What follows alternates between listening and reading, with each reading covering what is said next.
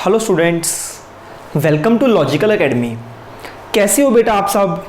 I hope आप सब बहुत अच्छे से हो और मन लगाकर स्टडी को कर रहे हो।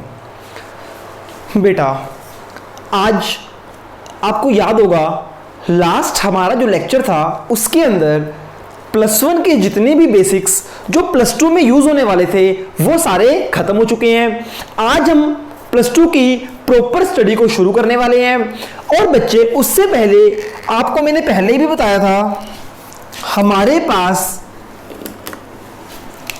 पास प्लस टू अकाउंट्स में 3 बुक्स हैं बेटा। एक है book number 1, book number 2, book number 3। बच्चे ये जो 2 बुक्स हैं ये कंपनी के बारे में है और जो हमारी बुक नंबर 1 है इसके अंदर ही 2 पार्ट हैं। बुक नंबर 1 के अंदर एक है इसमें एनपीओ नॉन प्रॉफिट ऑर्गेनाइजेशन और एक है इसमें पार्टनरशिप अकाउंटिंग। बेसिकली हमें कंपनी की अकाउंटिंग सीखनी है, हमें पार्टनरशिप फर्म की अकाउंटिंग सीखनी है और एनपीओ की अकाउंटिंग सीखनी है। पार्टनरशिप फर्म की जो अकाउंटिंग है इसके अंदर हमारे अब जो आपकी नई बुक है इसके अंदर fundamental, goodwill, change in ratio, admission, retirement, death. Okay बच्चे अब की बार इसमें चैप्टर 7 कर दिए गए हैं। लास्ट टाइम में चैप्टर 6 थे। सर क्या कोई चैप्टर इंक्रीज हुआ है? बेटा कोई चैप्टर इंक्रीज नहीं हुआ।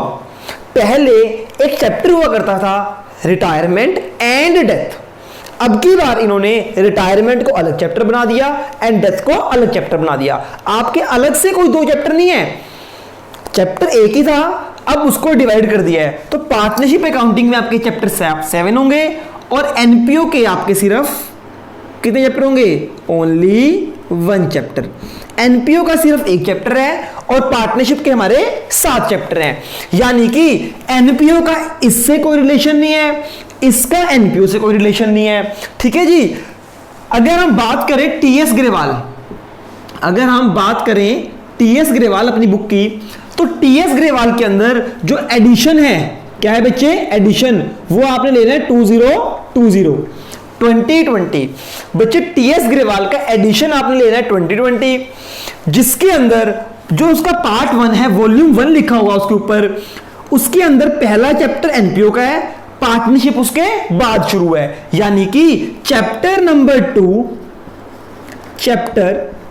2 से हमारी पार्टनरशिप शुरू है। जो चैप्टर नंबर 1 है वो एनपीओ का है, उसका पार्टनरशिप से कोई लेना देना नहीं है। तो मेरे बेटा हम क्या करेंगे? हम आज एनपीओ को स्टार्ट नहीं करने वाले। हमें बच्चे अपना जो पहले सीरीज शुरू करनी है वो है पार्टनरशिप। तो पार्टनरशिप का जो बेसिक चैप्टर है वो है चैप्टर नंबर 2, जिसका नाम है accounting for partnership firm and its fundamental. ये मैं बताऊंगा इसका मतलब क्या है। अभी होप सो आपको क्लियर हुआ होगा। अभी बुक 2 बुक 3 हम नहीं कर रहे, कंपनी अकाउंटिंग हम नहीं पढ़ रहे, हमने उठाई है बुक 1। बुक 1 के अंदर 2 पोर्शन है, एक है एनपीओ नॉन प्रॉफिट ऑर्गेनाइजेशन और एक है पार्टनरशिप की अकाउंटिंग कैसे होगी।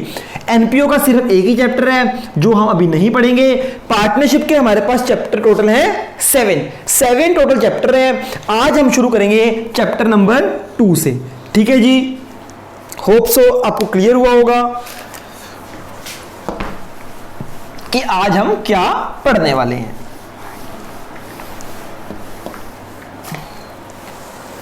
Chapter number 2 accounting for partnership firm and its fundamental. आइए बेटा मैं आपको बुक दिखाता हूं। ये देखिए बच्चे,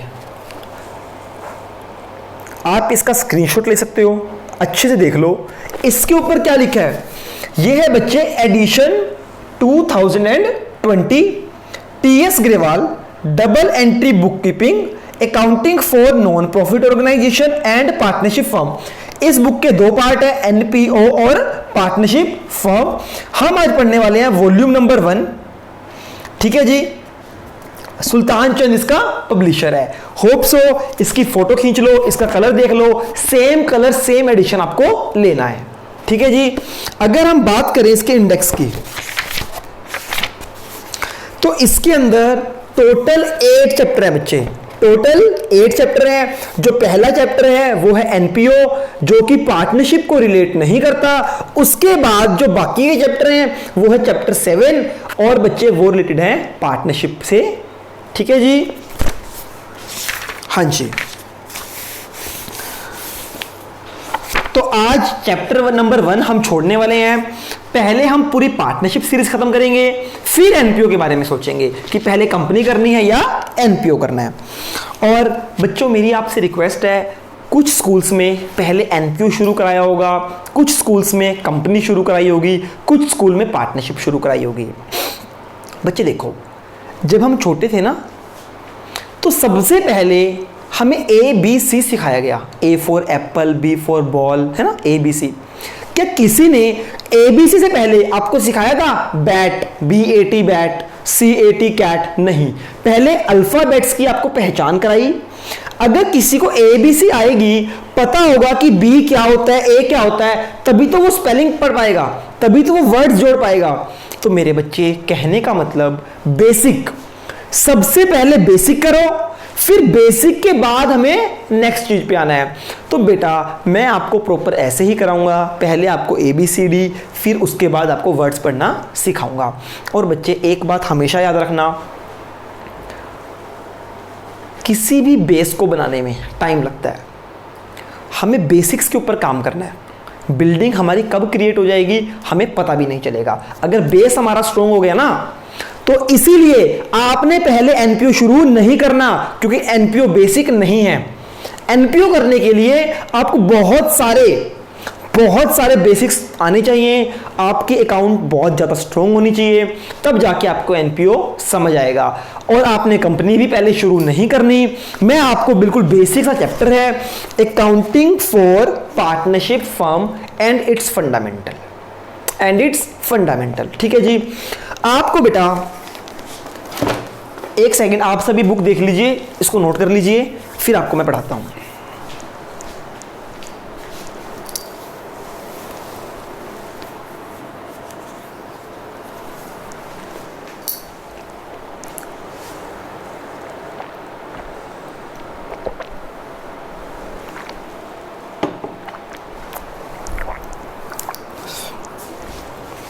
अच्छा बेटा, एक और बात करनी है मुझे आप लोगों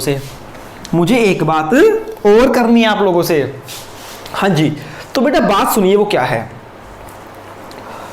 अक्सर होता क्या है, जितनी मेरी नॉलेज है, जितने मैंने टीचर्स को देखा है, हमारा जो पहला चैप्टर है ना, accounting for partnership firm and its fundamental, बेटा ये चैप्टर ना बच्चों को थोड़ा सा डिफिकल्ट लगता है। क्या लगता है? थोड़ा सा डिफिकल्ट लगता है। तो टीचर क्या करते हैं, टीचर आपको शुरू कराएंगे चैप्टर नंबर 3 से, चैप्टर नंबर 3 जिसका नाम है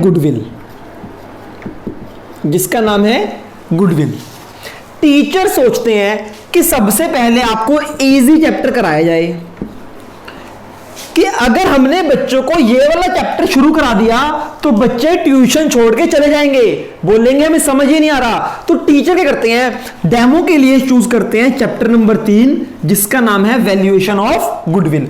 ये चैप्टर छोटा सा चैप्टर है, इजी सा चैप्टर है। टीचर को लगता है कि बच्चे को फंसाना है, बच्चे को अपने पास डेमो में पक्का कर लेना है, तो टीचर आपको चैप्टर नंबर 3 जिसका नाम है गुडविल ये शुरू कराएंगे। पर बेटा मैं ऐसा नहीं करूंगा, मेरी सोच थोड़ी सी अलग है। ये चैप्टर बच्चों को डिफिकल्ट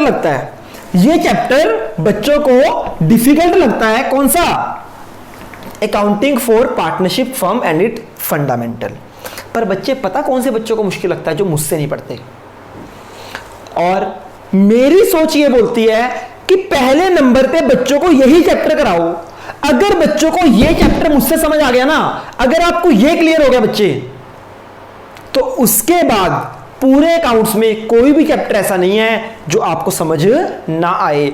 बेटा अगर जो बच्चा ये चैप्टर पढ़ने के बाद मेरे साथ कंटिन्यू कर गया, जो मुझे बोले कि सर आपने चैप्टर शुरू किया और मुझे बहुत अच्छे से समझ आया है तो ये गारंटी हो जाती है कि उसको पूरा अकाउंट समझ में आने वाला है। मैं कोई भी आपसे धोखा नहीं करूंगा कि आपको पहले एक ऐसा चैप्टर करा दूं जो आपको बहुत इजी लगे और आप बोलो सर बहुत बढ़िया पढ़ाते हैं। इसीलिए जो चैप्टर नंबर 2 जो बेसिक यूज होने हैं, मैंने आप वही चैप्टर उठाया है। चाहे ये चैप्टर डिफिकल्ट है बच्चों के लिए, हम इसी को पहले करेंगे। और बेटा अगर आपको ये चैप्टर समझ आ गया ना तो आपको 100% कंफर्मेशन हो जाएगी कि हमें पढ़ना है तो लॉजिकल एकेडमी में पढ़ना है, यहां का अकाउंट हमें समझ आ रहा है। सर ये चैप्टर सच में डिफिकल्ट है? नहीं बेटा नहीं, वेरी वेरी इजी। ये चैप्टर बहुत ज्यादा आसान है। एक्चुअली होता क्या है, बच्चे इसको रटना शुरू कर देते हैं, इसको लॉजिक से नहीं पढ़ते, इसलिए ये चैप्टर सिर दर्द बन जाता है। मेरे जो पास्ट ईयर के स्टूडेंट्स हैं आप उनसे पूछ सकते हो कितना मजेदार चैप्टर लगता है उनको ये। और आपको भी बच्चे 10 दिन बाद 15 दिन बाद जैसे ही ये चैप्टर फिनिश होगा आप लोग खुद बोलोगे कि सर मजा आ गया, ये चैप्टर हमें अच्छे से समझ आ गया। अगर आपको चैप्टर ये समझ आ जाता है तो बच्चे इसके बाद आपके लिए अकाउंट्स बहुत ज्यादा इजी होने वाला है। ठीक है जी, तो आइए शुरू करते हैं। आज बच्चे व्हाइट बोर्ड का काम बहुत ज्यादा कम है। आप सबके पास होप सो बुक्स आ गई हैं। जिसके पास बुक्स नहीं आई मैं इस चैप्टर की सॉफ्ट कॉपी आपको दे दूंगा, आप वहां से भी रीड कर सकते हैं। आप सब बच्चे अपनी अपनी बुक में चैप्टर नंबर 2 निकालिए जिसका नाम है अकाउंटिंग फॉर पार्टनरशिप फर्म। बच्चे पार्टनरशिप फर्म हल्का सा बता देता हूं, जब 2 पर्सन मिलके आपस में बिजनेस करते हैं तो उसको बोलते हैं पार्टनरशिप फर्म। तो पार्टनरशिप फर्म की अकाउंटिंग कैसे होगी? Accounting for partnership firm. Partnership firm की अकाउंटिंग कैसे होगी, इसके क्या फंडामेंटल्स हैं, क्या इसके प्रिंसिपल्स हैं, वो इस चैप्टर में हम पढ़ने वाले हैं। बेसिकली एक पार्टनरशिप फर्म की अकाउंटिंग करने का क्या मेथड होगा, क्या तरीका होगा, क्या प्रिंसिपल, क्या फंडामेंटल्स, वो हम बच्चे पढ़ने वाले हैं। जल्दी से आप चैप्टर नंबर 2 की देख लीजिए, फटाफट पेज निकालो, हम शुरू करते हैं जल्दी।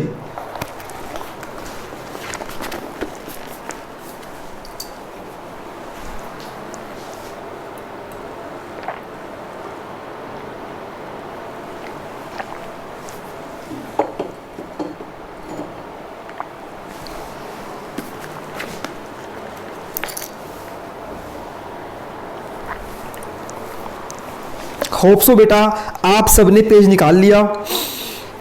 बच्चे देखो, सबसे पहले क्या बोलता है, पार्टनरशिप का मीनिंग क्या है। जो आपकी पार्टनरशिप है ना, इसका मीनिंग कहां लिखा हुआ है बच्चे? इसका मीनिंग लिखा है द इंडियन पार्टनरशिप एक्ट 1932। बच्चे देखो, अब आप बड़ी क्लासेस में आ गए हो ना, कॉमर्स में आ गए हो बेटा आपको पता है बच्चे, हमारे पास बहुत सारे कानून हैं, बहुत सारे लॉज होते हैं। कानून को लॉ बोला जाता है और इसी को बोला जाता है एक्ट।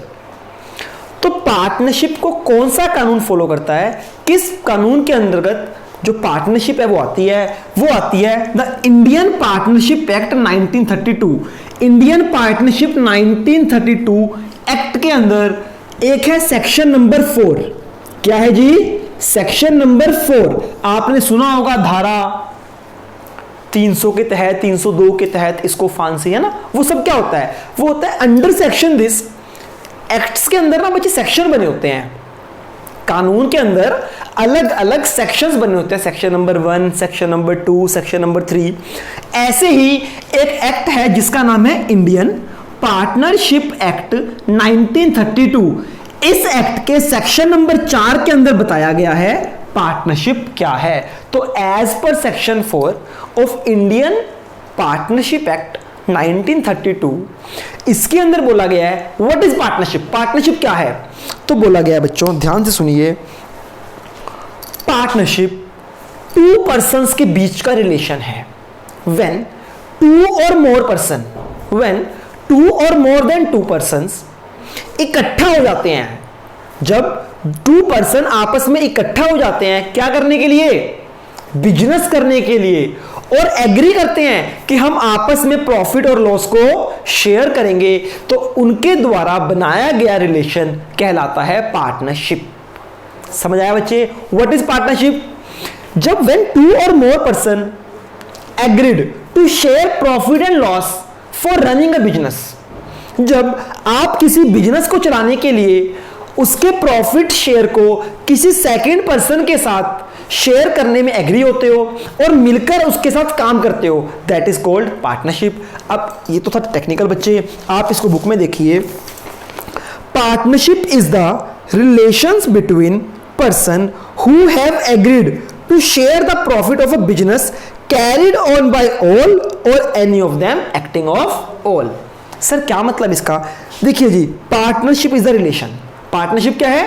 रिलेशनशिप है। किसके बीच में? बिटवीन पर्सन, उन पर्संस के बीच में जिन्होंने एग्री किया है। क्या एग्री किया है? मान लो मैं पंकज और एक मेरा फ्रेंड साहिल। पंकज और साहिल ने, हम दोनों ने एग्री किया कि आओ दोनों मिलके एक बिजनेस चलाएंगे, एक एकेडमी खोलते हैं, और जो भी हमें फीसेस आएंगी, जो भी हमारा प्रॉफिट आएगा, हम दोनों वो आपस में शेयर करेंगे। तो बच्चे क्या हुआ? टू पर्सन्स हैं, आपस में बिजनेस करने की सोच रहे हैं और एग्री कर रहे हैं कि एक दूसरे से अपना हम प्रॉफिट और लॉस शेयर करेंगे। हम दोनों के बीच में जो रिलेशनशिप क्रिएट हुआ, that is called partnership. Hope so आपको क्लियर है कि जब दो पर्सन आपस में मिलते हैं बिजनेस करने के लिए और एग्री करते हैं कि जो भी बिजनेस से प्रॉफिट होगा, लॉस होगा, हम उसको आपस में शेयर करेंगे। ठीक है बच्चे? और यहां पे एक पॉइंट लिखा है, business carried by all. Business carried by all क्या मतलब है इसका? बेटा इसका मतलब है कि सब मिलके बिजनेस करेंगे। बिजनेस जो चलेगा वो सारे मिलके करेंगे। और बाद में लिखा है any of them acting for all. इसका मतलब है या तो सब मिलके काम करें या फिर कोई एक पर्सन काम करे बाकी सबके बिहाफ पे। सर क्या मतलब? अभी समझते हैं बेटा इसका मतलब। आज हमें ज्यादा नहीं पढ़ना, आज हमें बस हल्का हल्का मीनिंग क्लियर करना है। तो बेटा हमारी जो लाइन नंबर फर्स्ट है वो क्या है? ध्यान से समझिए। पार्टनरशिप के अंदर क्या होगा? पार्टनरशिप के अंदर क्या होगा? सपोज करो तीन पर्सन है, ए बी सी। लाइन लिखी है, business is carried out by all. ये तीनों मिलके काम करेंगे। बिजनेस इज कैरिड, सारे मिलके बिजनेस करेंगे, ए बी और सी सब काम करेंगे, that is called business is carried by all. Second is, वो कहते हैं any of them acting for all. वो कहते हैं सपोज करो ए बी सी तीन पार्टनर है, तीनों को बिजनेस करना है, पर जो बिजनेस के सारे काम है ना वो बी करेगा। सारे काम कौन करेगा? बी करेगा। किसके बिहाफ पे? सबके बिहाफ पे। दैट इज कॉल्ड कि काम एक ने किया पर सबके बिहाफ पे किया, उसको ही बच्चे हम पार्टनरशिप बोलते हैं। अब बच्चों के मन में क्वेश्चन आ रहा होगा कि सर जब प्रॉफिट सारे शेयर करेंगे तो खाली बी ही काम क्यों करेगा? बच्चे आगे आप पढ़ोगे आपको समझ आएगा, कुछ एग्रीमेंट्स हो जाते हैं। सपोज करो ए और सी ने बोला हम पैसा ज्यादा लगाएंगे, काम कम करेंगे। तो इस केस में क्या हुआ? ए और सी पैसा ज्यादा लगा रहे हैं और बी काम ज्यादा कर रहा है, तो बच्चे पार्टनरशिप हो रही है। आपको ये बात समझ आ गई? हाँ जी। तो बेटा अभी मैंने सिर्फ आपको एक लाइन पढ़ाई है, partnership is the relation. Partnership relation है बिटवीन पर्संस, उन पर्संस के बीच में who agree to share the profit of a business, जो बिजनेस का प्रॉफिट शेयर करने के लिए एग्री करते हैं और जो बिजनेस है वो कैरी करेंगे सारे के सारे मिलके या फिर कोई एक पर्सन जो सबके बिहाफ पे काम करेगा। होप सो बच्चे आपको इतनी बात क्लियर हुई होगी। और बच्चे आगे इन्होंने बोला है कि पार्टनर्स क्या होते हैं, फर्म क्या होता है, फर्म नेम क्या होता है। देखो जी ध्यान से बच्चे, जब एक पर्सन दूसरे पर्सन के साथ पार्टनरशिप करता है तो जो पर्सन्स होते हैं ना वो दोनों पर्सन पार्टनर्स कहलाते हैं। क्या मतलब सर? अभी समझ आ जाएगा आपको। डस्टर डस्टर देखिए जी ध्यान से। देखो बच्चे ए और बी ये दोनों पर्सन्स हैं, अलग अलग पर्सन हैं, इन्होंने मिलकर एक बिजनेस खोला। क्या खोला? एक बिजनेस खोला अंडर पार्टनरशिप।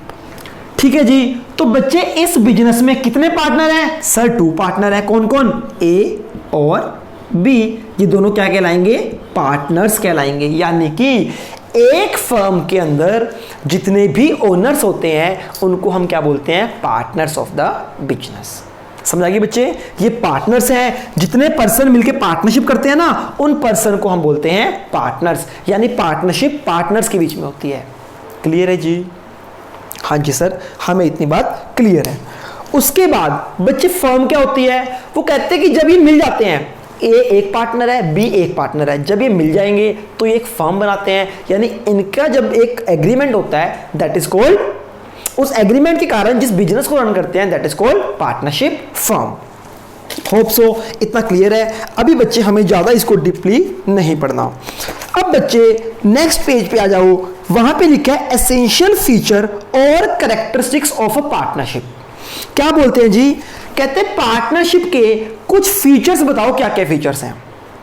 बेटा पहला फीचर क्या है? पहला फीचर है टू और मोर पर्संस। एक बात बताओ बेटा, पार्टनरशिप करनी है, क्या करनी है? पार्टनरशिप। क्या पार्टनरशिप कोई अकेला पर्सन कर सकता है? नहीं सर, पार्टनरशिप अकेला पर्सन नहीं कर सकता। तो बच्चे पार्टनरशिप बनाने के लिए कम से कम 2 पर्सन या 2 से ज्यादा चाहिए।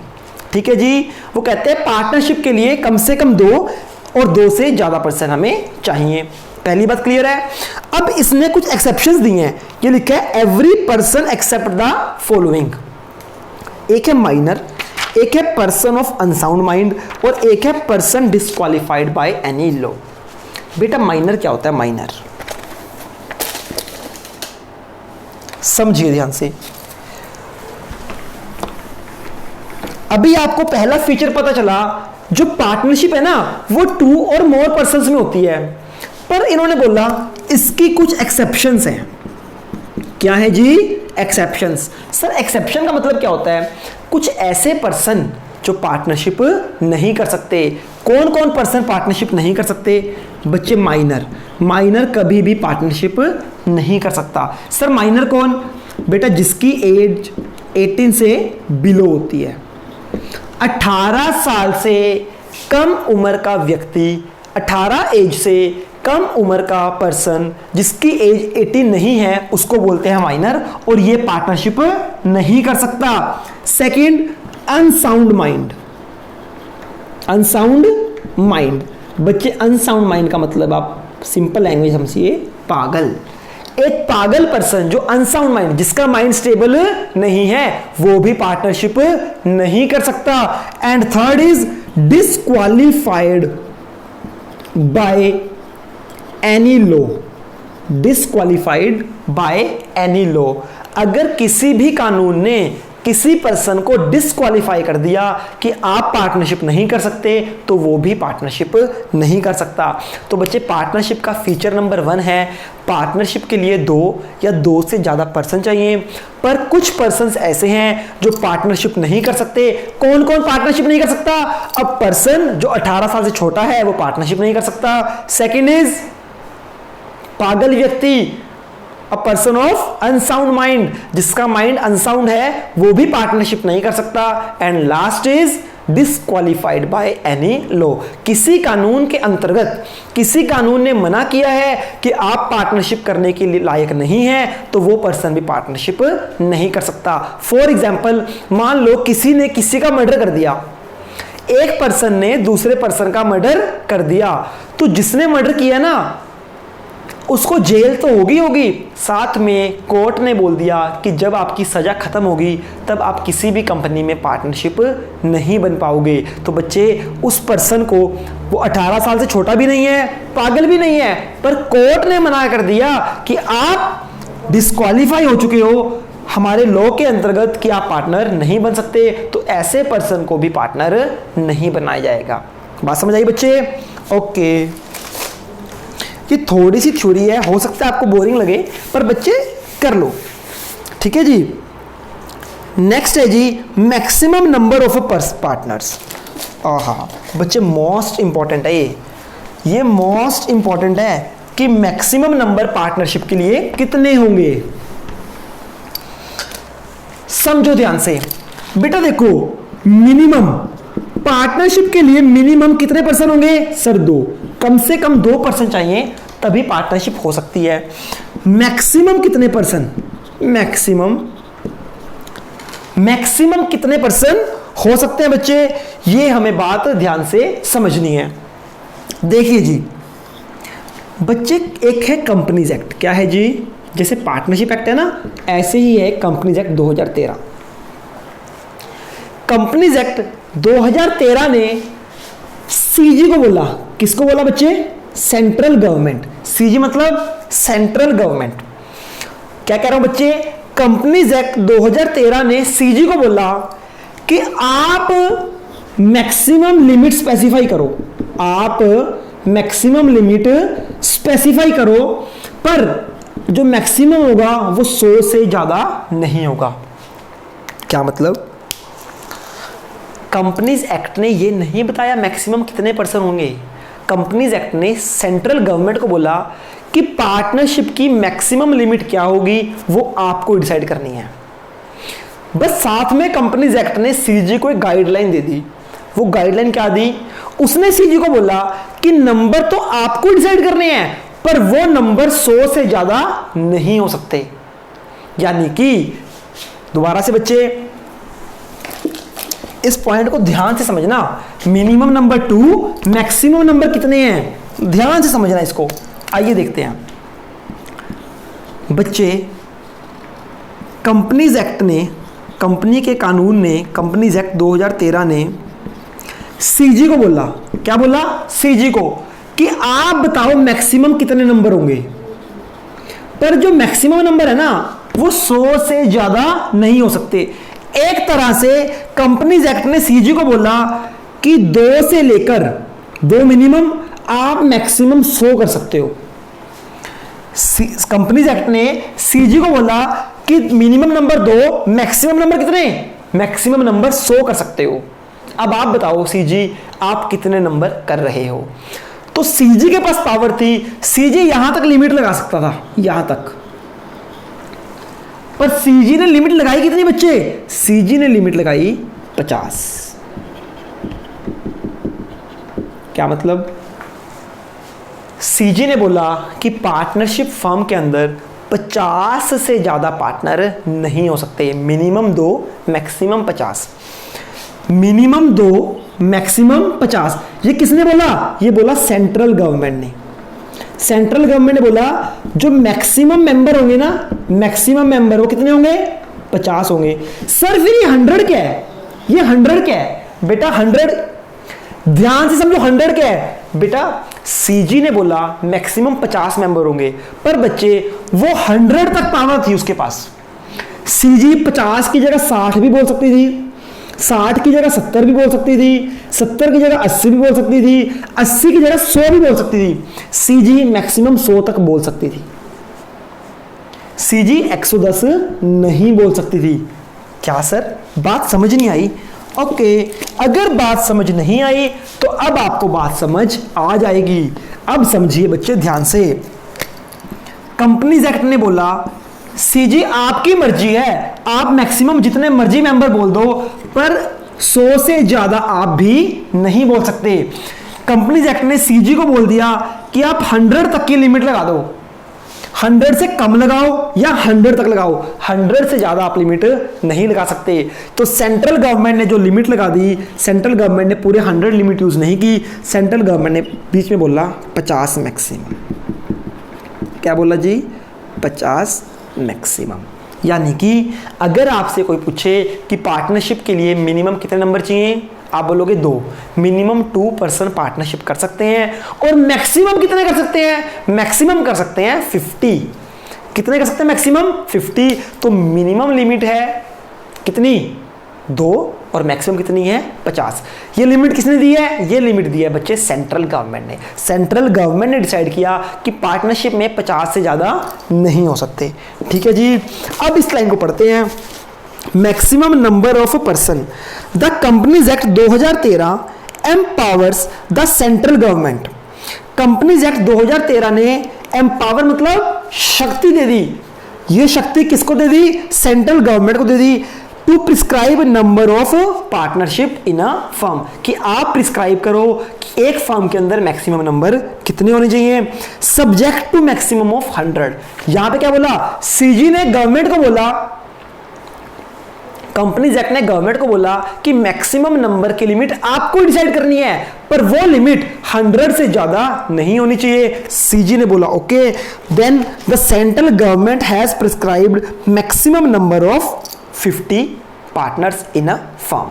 तो बच्चे सेंट्रल गवर्नमेंट ने कितने नंबर बोले, मैक्सिमम 50 नंबर्स बोले। तो आपको सिंपल लैंग्वेज में याद रखना है कि मिनिमम 2, मैक्सिमम 50। ठीक है जी। तो पार्टनरशिप के लिए मिनिमम 2 पर्सन और मैक्सिमम 50%। ये है बच्चे पार्टनरशिप के अंदर कितने पार्टनर हो सकते हैं। नेक्स्ट पॉइंट है बच्चे आपका एग्रीमेंट। क्या है जी, एग्रीमेंट। बच्चे क्या बोलते हैं, कहते हैं 2 पार्टनर हैं, एक पार्टनर है ए, एक पार्टनर है बी, ये दोनों आज आपस में पार्टनरशिप कर रहे हैं। क्या कर रहे हैं जी, पार्टनरशिप कर रहे हैं। तो बच्चे ए और बी के बीच में एक एग्रीमेंट होना चाहिए। सर एग्रीमेंट मतलब बच्चे ए और बी एक एग्रीमेंट करेंगे, उस एग्रीमेंट में होगा कि जो प्रॉफिट होगा हम वो प्रॉफिट कितना कितना शेयर करेंगे, क्या वो प्रॉफिट इक्वल शेयर होगा या 40-50 की रेशो में शेयर होगा, या फिर एग्रीमेंट होगा कि ए तूने ये काम करने हैं, बी तूने ये काम करने हैं। समझ आ रही है बच्चे, ये नहीं समझ आ रही? बच्चे जब भी 2 पार्टनर मिलकर कोई बिजनेस करते हैं ना, तो पहले अपने बीच में कुछ टर्म एंड कंडीशन डिसाइड करते हैं कि तेरे काम ये होंगे, मेरे काम ये होंगे, तेरे राइट्स, तेरी ड्यूटीज, तू इतने पैसे लगाइयो, मैं इतने पैसे लगाऊंगा, जो प्रॉफिट होगा आधा तू लियो, आधा मैं लूंगा, या ज्यादा मैं लूंगा, कम तू लेगा, है ना। ये सारा कुछ डिसाइड करना पड़ता है। तो बच्चे जब भी हम सारे टर्म एंड कंडीशन को डिसाइड करते हैं, इसको बोलते हैं एग्रीमेंट। तो बोलते हैं 2 पर्सन के बीच में एग्रीमेंट होना जरूरी है। अब मेरा एक क्वेश्चन है, मुझे बताओ जो ये एग्रीमेंट है ये रिटन होगा या ओरल होगा? क्या बच्चे, मेरा आप लोगों से एक क्वेश्चन है कि जो ये एग्रीमेंट होगा 2 पर्सन के बीच में, ये रिटन होना चाहिए या ओरल होना चाहिए? बच्चे इंडियन पार्टनरशिप एक्ट बोलता है agreement can be oral, can be written. क्या बोलता है जी, जो 2 पर्सन मिलके एग्रीमेंट करेंगे ना, वो ओरल भी हो सकता है, वो रिटन भी हो सकता है। तो बच्चे मुझे बताइए आप, बेटर कौन सा है, ओरल बेटर है या रिटन बेटर है? सर एग्रीमेंट तो रिटन बेटर है। हाँ जी बच्चे, एग्रीमेंट रिटन ही बेटर होता है। क्यों? क्योंकि बच्चे जब एग्रीमेंट रिटन होगा ना, तो कोई लड़ाई झगड़ा नहीं होगा। अगर आप लिख लोगे ना कि भैया तू 5 लाख लगाइयो, मैं 8 लाख लगाऊंगा, तो बच्चे बाद में झगड़ा ही नहीं होगा। अगर हम ओरल एग्रीमेंट कर लेंगे ना, तो बच्चे बाद में झगड़े के होने के चांसेस ज्यादा हैं। तो पार्टनरशिप के अभी हमने 2 फीचर पढ़े। फीचर नंबर 1, मिनिमम कितने मेंबर, 2। कौन कौन मेंबर नहीं बन सकता? छोटा बच्चा माइनर मेंबर नहीं बन सकता, पागल व्यक्ति मेंबर नहीं बन सकता, और जो लॉ के द्वारा डिस्क्वालीफाई हुआ है वो मेंबर नहीं बन सकता। ये क्लियर? उसके बाद मैक्सिमम मेंबर कितने होंगे, मैक्सिमम पार्टनर कितने होंगे, 50 से ज्यादा एक फर्म में पार्टनर नहीं हो सकते। ठीक है जी। उसके बाद एक फीचर आया एग्रीमेंट, कि पार्टनर्स के बीच में एग्रीमेंट होना जरूरी है। वो एग्रीमेंट रियल भी, ओरल भी हो सकता है और रिटर्न भी हो सकता है। बेटर कौन सा है? बेटर है मेरे बच्चे रिटर्न। रिटर्न में लड़ाई झगड़ा नहीं होगा। ठीक है जी। उसके बाद जो 3rd फीचर है वो है लॉफुल बिजनेस। क्या है जी? Lawful business. बच्चे जो पार्टनरशिप आपने करनी है ना, वो किसी भी अनलॉफुल काम के लिए आप नहीं कर सकते। क्या मतलब? मेरे बच्चे जो आपको पार्टनरशिप करनी है ना, वो लॉफुल बिजनेस के लिए करनी है। किसके लिए करनी है? Lawful business. सर क्या होता है लॉफुल बिजनेस? आओ बच्चे ध्यान से समझते हैं लॉफुल बिजनेस क्या होता है।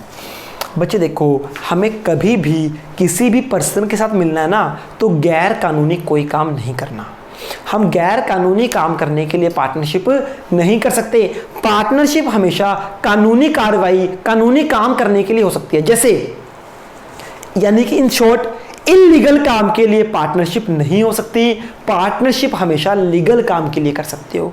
मान लो बच्चे, मैं एकेडमी खोलना चाहता हूं, एकेडमी के लिए मैं पार्टनरशिप कर सकता हूं। एकेडमी खोलना कोई इलीगल काम नहीं है, तो एकेडमी के लिए पार्टनरशिप कर सकते हैं। पर अगर मैं बोलूं कि आज मुझे किसी बंदे का खून करके आना है, आज मुझे किसी पर्सन का मर्डर करना है, और मैं एक बंदे को बोलता हूं तू मेरा पार्टनर बन जा, हम दोनों मिलके उसका खून कर देंगे, तो बच्चे ये पार्टनरशिप नहीं हो सकती। जो इंडियन पार्टनरशिप एक्ट है वो बोलता है सिर्फ लीगल काम के लिए पार्टनरशिप करो, इल्लीगल काम के लिए कभी भी पार्टनरशिप आपको नहीं करनी। क्लियर है जी? होप सो क्लियर है जी आपको बेटा। बच्चे फोर्थ बात क्या बोलता है? Profit sharing. कहते हैं जी the agreement between partners must be to share profit and loss of the business. देखो बच्चे, हम कोई भी बिजनेस करते हैं, क्यों करते हैं? हम बिजनेस करते हैं पैसा कमाने के लिए, प्रॉफिट कमाने के लिए। अगर 2 बंदों ने 3 बंदों ने मिलकर बिजनेस शुरू किया और ये डिसाइड ही नहीं किया कि हम प्रॉफिट किस रेशो में शेयर करेंगे, तो बच्चे वो पार्टनरशिप करने का फायदा नहीं है। सर सिंपल है ये तो, प्रॉफिट तो हमेशा इक्वल शेयर होगा। सपोज करो बच्चे एक कंपनी में 2 पार्टनर हैं, एक कंपनी में 2 पार्टनर हैं ए और बी। बच्चे ये डिसाइड करेंगे कि हमें प्रॉफिट इक्वल शेयर करना है या अनइक्वल शेयर करना है। अब बच्चों को लगेगा सर जब 2 बंदे काम कर रहे हैं तो प्रॉफिट हमेशा इक्वल शेयर होगा। बच्चे ऐसा नहीं होता। देखो पार्टनरशिप जब आप करते हो ना तो एग्रीमेंट होता है एक।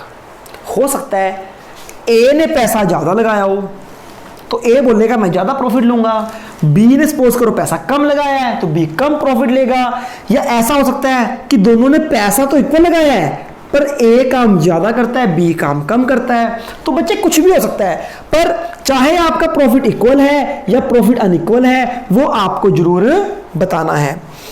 इक्वल अनइक्वल का मतलब क्या होता है मैं आपको बता देता हूं, आपको एक चीज भी समझ आ जाएगी। बच्चे देखो ऐसे लिखते हैं रेशो। मान लो 2 पार्टनर है ए और बी, ये बोलते हैं हमारी जो प्रॉफिट शेयरिंग रेशो होगी वो होगी 1:1। देखो बच्चे 1:1 दोनों की इक्वल इक्वल, ये होती है इक्वल। ए का शेयर कितना है? ये ए है, ये बी है। ए की रेशो ये है, बी की रेशो ये है, कि टोटल रेशो होगी। बच्चे इसको शेयर में कन्वर्ट करें, शेयर में कन्वर्ट करें। आइए देखते हैं ए और बी की रेशो है 1:1। मैं आपको बताता हूं इसको बच्चे शेयर में कैसे कन्वर्ट करेंगे। ये ए ये बी। बच्चे ए का शेयर कितना है? ए का शेयर है एज शेयर। ए का शेयर कितना है? 1 अपॉन में टोटल कर दो बच्चे, रेशो का टोटल कर दो 1 + 1 2। तो बच्चे ए का शेयर कितना हो गया? 1/2। समझ आ गई बच्चे? ऐसे ही बी का शेयर निकालो।